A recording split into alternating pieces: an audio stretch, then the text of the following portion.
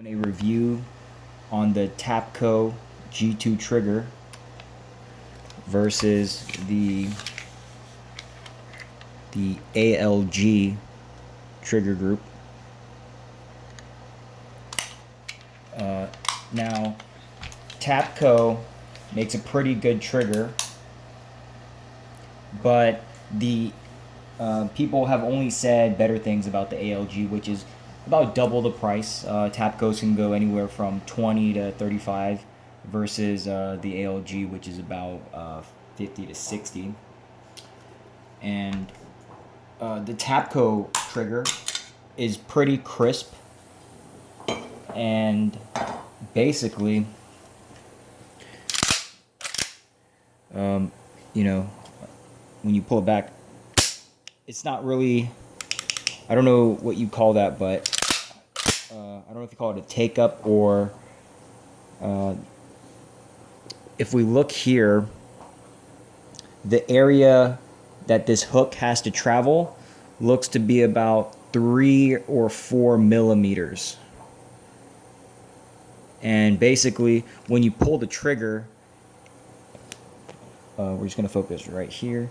When you pull the trigger, you're basically getting it to move down just a little bit, ever so slightly, until it breaks and releases that hammer. And this is a stock trigger, and it is pretty good. I mean, you can hear it. Basically, it just has a clean break. Now the Arsenal trigger has a lot of take up, like the airiness, and then it will break. But then this one is just, you know, a little bit more, what do you call it? The trigger pull is just a little bit heavier. Now we're going to look at the ALG trigger. And this is the SGL 31 545, and this is SLR 107 FR. Okay, so now we're gonna look at this. So basically, if we look here,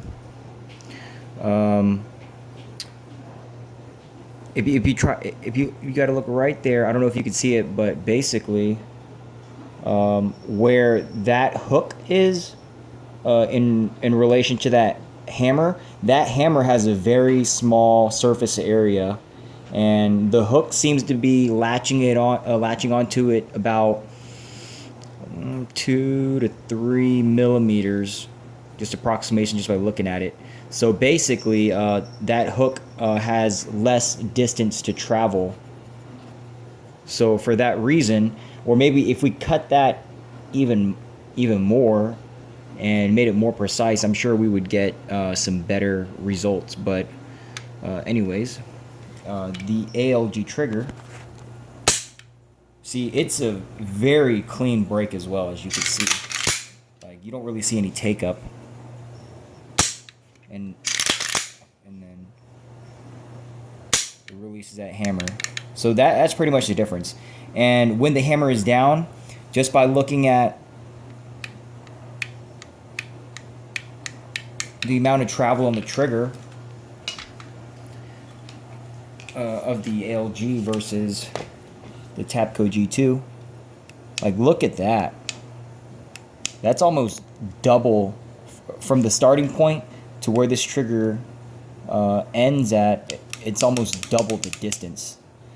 And another thing to note is that this one has a curved trigger,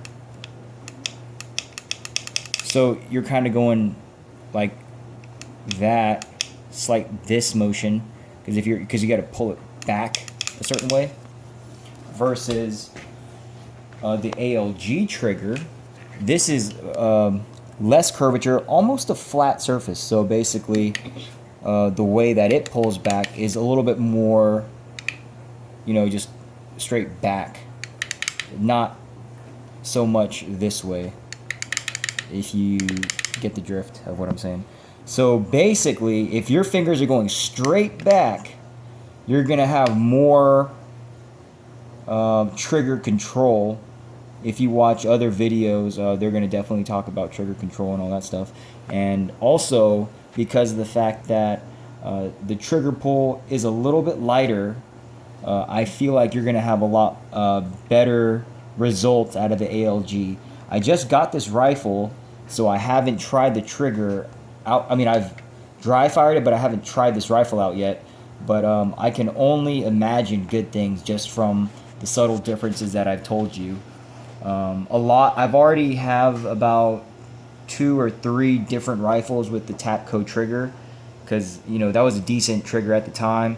But if I were to make some more upgrades to my gun, I would definitely look at the ALG trigger. A lot of people have seen good stuff. I believe they're the same company as Geisley, who makes AR parts, but I'm not really much of an AR guy. But yeah, the ALG trigger, check them out if you're interested. And that will conclude this video, and I appreciate you watching. And if there's anything else you'd like to know about AKs in general, please leave me a comment, and then I'll try to get back to you when I can. Thank you.